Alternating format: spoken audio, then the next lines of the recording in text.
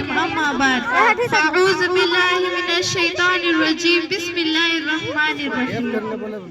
मेरे मोहतरम बुजुर्गों और दोस्तों, आज 26 जनवरी यानी यौम जमहूरिया का दिन है।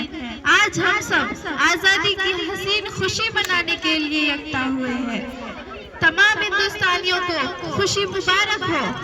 कौन चेंज कर रहा है? और इस आज़ादी का झंडा हमेशा इसी शानो शौकत के साथ लहराता रहे।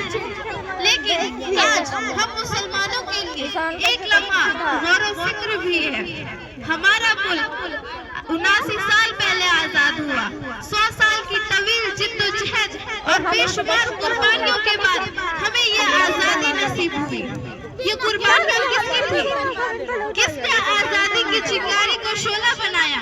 किनके हाथों से वतन छीना गया? बिरादराने वतन कब से हमारे साथ हुए? इन तमाम सवालों के जवाब आप तारीख के औराक से पूछिए, वो औराक खुद आपको जवाब देंगे। इस हकीकत को कोई नहीं झुठला सकता।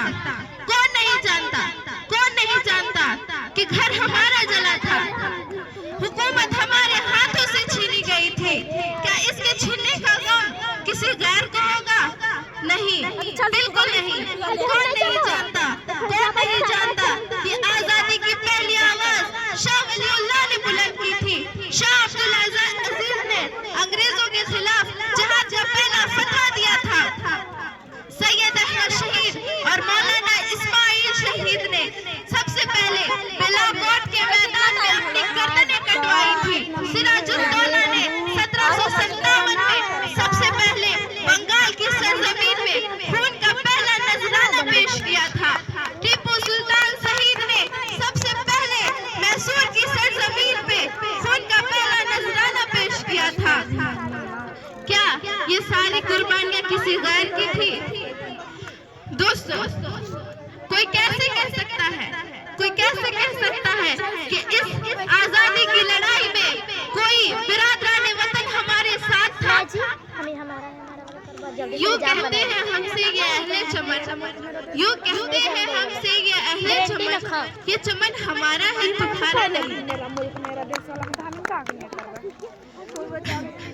मैं इस तारीख को चैलेंज करके कहती हूँ और तारीख को झुठलाने वाले को चैलेंज करके कहती हूँ।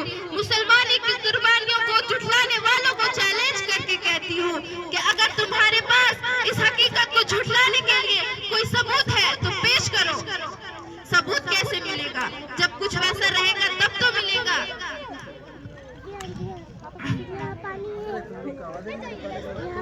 मेरे मोहतरम बुजुर्गों और दोस्तों, अगर आप पहले की ही तारीख को झांक कर देखेंगे तो आपको मालूम पड़ेगा कि इस देश को आजाद करने में सिर्फ और सिर्फ हमारे मुस्लिम लीडर का हाथ था। मौलाना मोहम्मद अहमद कौन थे? उन्हें कौन नहीं जानता, उनकी जात से कौन वाकिफ नहीं है।